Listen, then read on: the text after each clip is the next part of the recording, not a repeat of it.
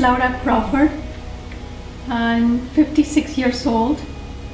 I was born a very wanted child, a very loved child in Mexico City. I studied literature because I love to read. My books were my life, words were my life. I could say I verbalized everything. I was very proud the day I read a book without pictures. I was a little kid and I ran to my parents and I said, "Oh look, I read my first book without any pictures." I was very proud of that. Then I went on to study literature, and then what do you do with a career in literature? Hard to tell, right? So I did PR, media relations for an international company, wrote press releases. Words were still my medium. I opened up a design and communications office in Mexico. We had lots of good clients, and then everything came to an end. One day, I started shaking. I started feeling different, and after many visits to the doctor, I found I had Parkinson's disease. Of course, I was by then too debilitated to keep working, so I came to the States with my husband, Dan, who's a saint, because he takes care of me and is very patient and is a very loving guy and he's admirable. To live with me, you have to be very patient. And I started seeing my brain changed. That's the only way I can describe it. From reading all the time, I stopped reading altogether. I didn't watch TV. Suddenly, my whole being turned to graphics.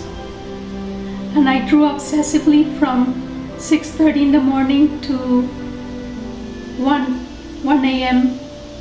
And I not only drew, but I also did Photoshop in the computer. I scanned the drawings, but everything was graphics.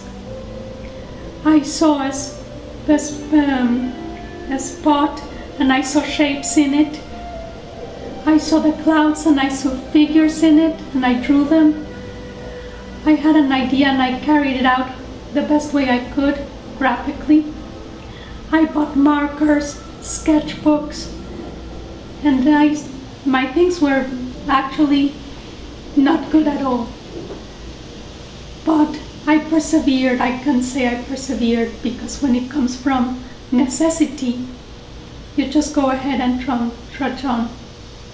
So that's, in a synthesis, what I've been doing with my life these last 4 years. And it sort of started taking shape. And there it is, the book. So this is a very beautiful book.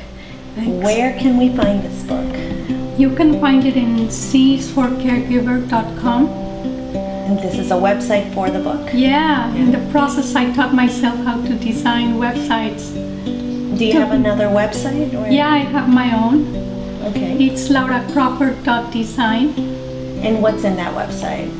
It's my bio, my paintings, my pictures, my videos, whatever, all my bric-a-brac. Okay. My blog, because I also blog. You can do everything. I mean, actually you would say, oh God, she has an incurable progressive disease. But at the same time, hey, we're all gonna die sometime. And thanks to Parkinson's, I really found out what I wanted to do. So I take it as a blessing. Could I say blessing? Pretty serious blessing, I must say, but you should always take things with humor. I mean, my father taught me anything, it was that. You should always take life with humor to the end. In fact, he wanted his tombstone to read, "It is what it is."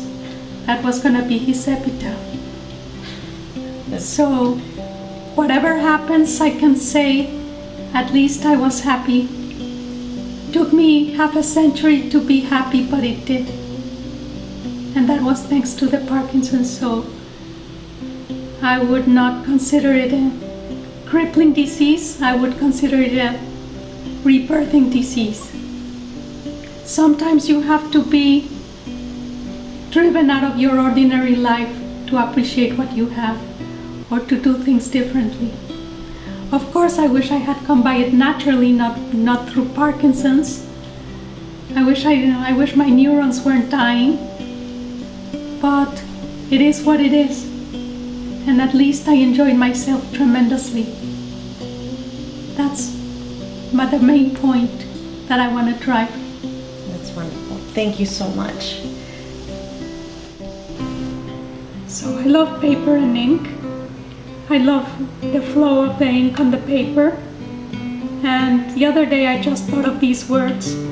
I hold the pen very lightly, blank paper under its nib, and the ink flows out very smoothly, like your hand over my skin. I wrote that in Spanish and English, and then a friend, Sinta Ermo, who lives in Finland, though she's a flamenco singer, put a melody to it. And suddenly, poof, we have a song.